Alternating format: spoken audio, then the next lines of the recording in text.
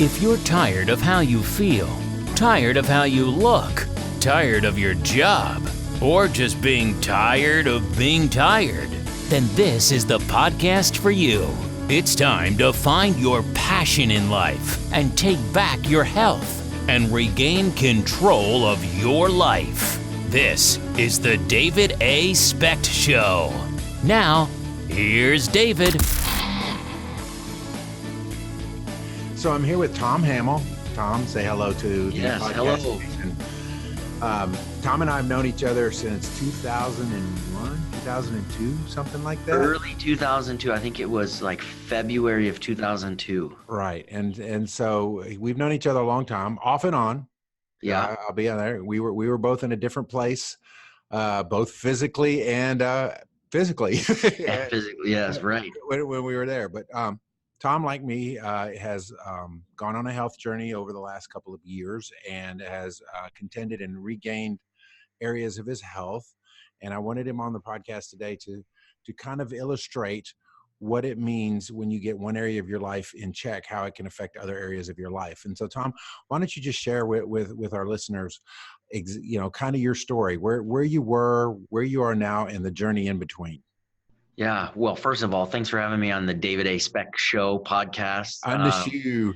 Yeah. Just love watching this thing grow and take off, and the messaging behind it is incredible. So thanks for having me here. But for me, I started on this journey, as you had mentioned, right at the 2-year mark now for me. And what happened was I was on a large stage as a presenter, as a speaker, and my face was on the Jumbotron. And when I came off the stage, I realized, one, I was really tired, and that I didn't give my best because I didn't have my best to give. And so I really, that was a defining moment where I said, I am not leading myself well. And I was talking to a room full of leaders about leadership, about what direction their life was going. And I just said, hey, I'm not leading myself well, and things are going to be different moving forward. And so that was D-Day, that was decision day. Mm-hmm. And then it kind of went into research mode where of like, okay, what tools, what structure, what plan, how am I going to do this? Obviously what I was doing wasn't working. And so I just knew I needed tools. And so it took us a little bit. My wife, Jamie, she's been on a health journey as well. And so we kind of were doing this together. Mm-hmm. And so once I found the right system for me, man, things just started clicking. And I started getting healthier, which obviously affected the scale. And that started coming down. I've lost 80 pounds so far. Wow. If you knew his height, you know what a percentage of that, his entire body, that 80 pounds is. Yeah, it was a large percentage. I'm 5'9". So you can do the math. Yeah, but I don't mind telling people I'm on the shorter scale when it comes to the height, the vertical limit. But yeah, so when I did that, I started. I knew I needed a plan. I knew I needed something. I'm a checklist kind of person. I'm a task-oriented kind of person, and I needed a task kind of plan that would help me stay within, because I already knew I was lacking discipline. That's why I wanted to sign up for doing a program, is because I lacked the self-discipline, right? And I was saying I'm lacking self-leadership here, and so I did that. But as I began to do that, not only was it about the pounds, but it's also about inches, right? I started to shrink, so I had a new clothes. Then comes a new look. Then comes a new attitude and a new swag. But then also there's new confidence, right? With that swag. And then there is like this kind of like a warrior that rises up inside and like, I'm going to take on the world. If I can conquer this thing, if I can conquer the mint ice cream, if I can, conquer the Oreo cookies, man, I can conquer anything. And then then really the hard work was the food habits. The hard work happened once I got past those, I started to really work on me. What were those insecurities? What were those emotional things that I was masking? What was the things where I was not taking care of myself in so many other areas that I began to, one, have the energy, and two, the motivation, because the little victories made me hungry for more victories. Oh, this is once I got this accomplished, well, now the next one doesn't seem so impossible or so far away. Let me ask you this. Getting back, had you tried any other ways to get your health in line prior to this particular program that you tried, or was it just like, I'm just going with the flow and now I've got to do something? No, David, I've tried everything. I tried to, my wife has this saying, I'm sure she stole it from somebody, but you're trying to outrun your fork. Mm-hmm. Things like going to the gym. I've done numerous Biggest Loser contests and weight loss contests with friends and family. And we, all of us siblings, my wife's siblings and Mary, we did a weight loss challenge where there was even money on the table, and I did good. I, nearly won that thing, mostly because there was money on the table. So I was, chasing after that, but none of them really changed my disciplines. None of them changed my habits. It was all towards some kind of artificial finish line. And it wasn't about me, it was about the scale, or it wasn't about me, it was about winning the money or the competition. And so I think the difference this time versus like trying, and I don't want to name any programs because, they're, but I tried them all. But the difference was, this was more about habits and structure than about some kind of artificial finish line. My health journey now has no finish line. I'm always going to try to be healthy. My weight loss will have a finish line because I'll hit a healthy weight, but my health journey doesn't hit a finish line. So as you're going through your journey and you start seeing the traction, you mentioned already, it starts inspiring you to do other things, to there's a term that's constantly used in our program called paying it forward, but it's not just simply paying it forward in health, but paying it forward in other ways. Kind of unbox that. Where about when did you start really getting that desire? When did it start saying, I've got to pass something along to somebody else? Yeah. To be fair and honest, that desire was awakened by other people, that was not a self-awakening, if I could, say it that way. It was awakened by other people. They started seeing that I looked different. That the biggest comment that I think I've gotten is, wow, you lost weight and you look younger. What is it that you're doing? And that really wasn't, looking younger wasn't part of the plan. And I don't know if I look younger. That's just a comment that people have made. But really, in the people's tone and people's eyes and their heart of what is it that you're doing, you hear that desperation and that little cry for help of, if it worked for you, could it work for me? And so when I've told people this story of, this is my one success to 1,000 failures in trying to get healthy, right? So, but those failures got me to this success. So they weren't really a failure, but showing other people that they could take this journey as well kind of awakened in me this desire to go, what else could I awaken? What else could I cultivate? What else could I help people dream again about and really cause others to come alive? Because a lot of people are living, but they're not alive. They're not fully alive and embracing life. And it could be because of health, could be because of where they're just at mentally and defeated by circumstances, that sort of thing. And so I saw, felt, heard the defeat in people, and it just provoked me to go, if I can do this, you can do it. And it's kind of like a warrior's attitude of going, we're going to conquer this. Let's do it together. Let's, so that's really where that stems from. That's really what awakened that desire to go, hey, let's pay this forward. Let's give this out, because there's so much freedom. And once you see one person getting free in an area of their life, wherever that is, because you helped them, you get addicted to that. Oh, yeah. Who else can we help? Who else can we help financially? Get their finances in order? Who else can we help get their physical health in order? Who else can we help get their marriage in order, right? You just kind of go, who else can we start pouring into and help? Because, man, this is amazing when you get to help somebody who really wants it. One thing I've noticed when people decide to take a bold step and do something that other people see, especially if they have failed in that area before, that the naysayers come out. and the skeptics come out, and so in your journey as you were attaining your optimal health position and how you've been moving forward, have you had people that I'm sure you've had naysayers, but have you had them that have watched you and they've kind of come full circle, and then they went from making fun or questioning what you were doing to asking the questions, well, how can I be a part? Sure. Yeah, sure. Particularly, there was a couple of landmarks. The 1 year mark, that was a big landmark of being consistent. The 2 year mark now has become huge for some people, because the naysayers, the haters, if you will, haters gonna hate. They came out of the woodworks, and people started saying, well, things like, call me in a year, let's see what you look like then. We've all been on those crash diets. Or I'd get things like, oh, I liked Fat Tom better.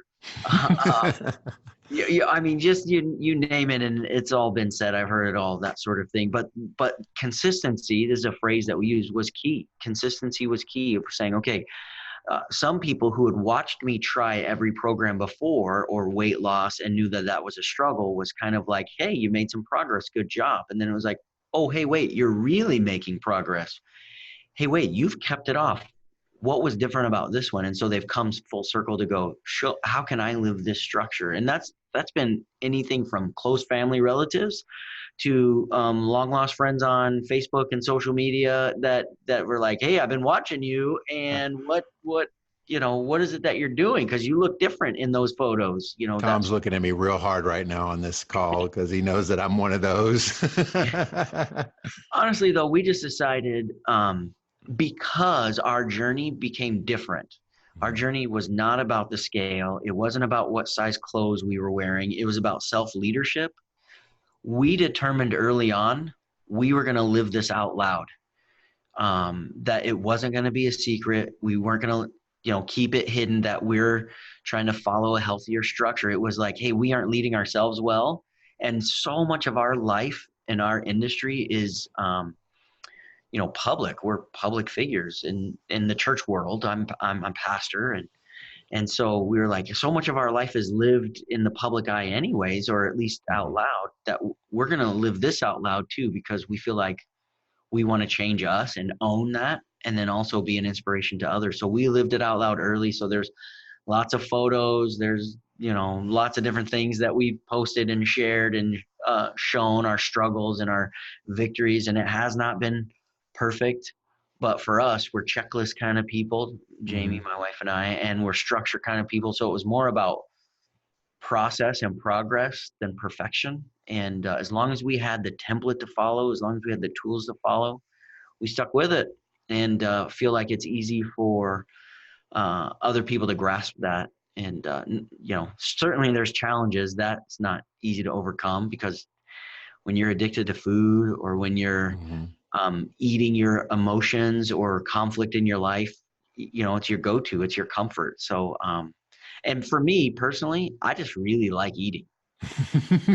I know. I just like eating. I love pizza. I love ice cream. I don't eat my emotions. I get emotional because I'm eating. So, but it did getting healthy and pulling back that layer of my life really uncovered other areas of my life where I wasn't taking care of myself, or where I wasn't leading myself, or I had a skewed view of things. Anything from self-judgment to judging others to my marriage, and working on those things and having real critical conversations. And my kids, we have two amazing daughters. And so,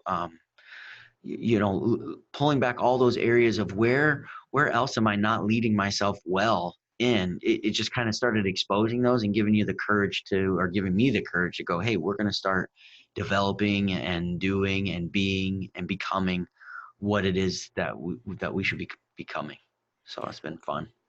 I can imagine when you begin to get traction in one area of your life, it does start to shine the light, but not from a condemning standpoint, I believe. It's more of a, like you said, what can we go after next? What can we do next? Now, you talked to me about an awakening that you have had about really wanting to reach even broader with this idea of self-leadership. Why don't you kind of unpack that a little bit for me? Yeah, so we are getting ready to launch. Was working on it today, actually, some more of that stuff. And we're launching the Cultivation Podcast. And there's tons of things coming with that. We're not stopping at the podcast. We're just launching with the podcast. But really, we've identified some key areas where people tend to, this is not in a prejudgment way, this is kind of like this is where people tend to fail to lead themselves in. And so the podcast is all about self-leadership and areas and tools and resources and structures where we can be leading ourselves, developing ourselves, awakening. That's where we get, this idea of cultivating, that we want to cultivate the best version of ourselves and the best version of others. We want to cultivate the dreams in people's lives, cultivate the possibilities, because I think there's more to us than what we think. Others may see it in us, but we don't. And there's more that we have to give. We're more valuable, and there's more of us that we have to give to others than we think. We think, oh, that's always for the expert, or that's for that guy, that's for that gal, that's for that person that has their life together. But we, every person, every listener, every human being walking this planet, they have something to give. And so our mission is to cultivate what that is in them and see that awakening, and then give them some applications, some tools, some structure on how to go live that out and become that, and see what happens with it. So again, there's a whole list of, things that are coming, and we're launching with the podcast because we're like, this will get our voice out there, our message out there, that sort of thing. So Cultivation Podcast launching October 1st actually is the day that's coming. So we put the deadline on there because I work well with the deadline. It's happening. Recordings are taking place right now. Things are going on so that we hit that deadline. So you could look us up. That's awesome. So I'm going to put you on the spot just a little bit because we didn't pre-discuss this. But if folks want to follow you so that they can keep up with the progress of the podcast and everything moving forward, what are the best ways to follow you on through social or wherever?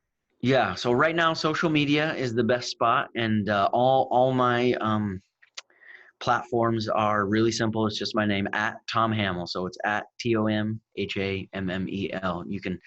You can follow us. That's we're on Twitter, Instagram, Facebook, all those things. And when I say we, I mean me.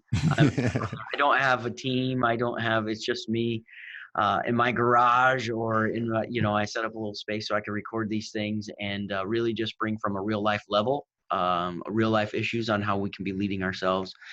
And so you can follow us, follow our journey, and follow this cultivation journey. Eventually, we're going to have social media groups and communities, the cultivation communities, that sort of thing. And so, but that's all things that are kind of further down the road as we build that out. But at Tom Hammel, you're going to see and hear and get teasers and know what's coming, so you'll know what it's all about. Awesome. Well, one final question. If you had just one thing that you wanted to leave with our audience that would help them move the needle in their lives, what would that thing be? Yeah, do something. Take action. Don't try to conquer the mountain. Don't try to get it all fixed today, but just take action. You'll find that taking action becomes a new rhythm in your life. So if there's a goal, I would say maybe the first step of taking action is write it down. That's an action step right there. If you're going, oh, I have this dream, write it down. Or maybe you've written it down. So now what's just the next step? So make sure that you don't get stagnant. Don't go on pause, because on pause is where most people live. And so then pause leads to regret. Action always leads to progress. It may not be as fast as you want, may not be as quick as you want, may not be as successful as you want, but action always leads to progress. And so I would just say, take that next step, whatever that is, wherever you're at, whether it's your health journey, whether it's that dream project, whether it's that making that relationship better or that conversation you need to have, just take the next step. That would be the thing that I would just really encourage everyone to go with. Awesome. Well, Tom, thank you so much for being on the show today. There was a lot of great content there, and hopefully people were taking notes, unless you're driving. And so hopefully, and so just so very thankful that you were on the show today, and looking forward to seeing things progress with Cultivate. Yeah. Thank you. Thanks for having me. And looking forward to how this David A. Specht show is going to keep growing and reaching that audience. So appreciate it. Thank you. Thank you, sir. Appreciate it. Thank you for listening to the David A. Specht Show. Remember, words are meaningless without action. So don't just listen, make it happen. Catch you next time.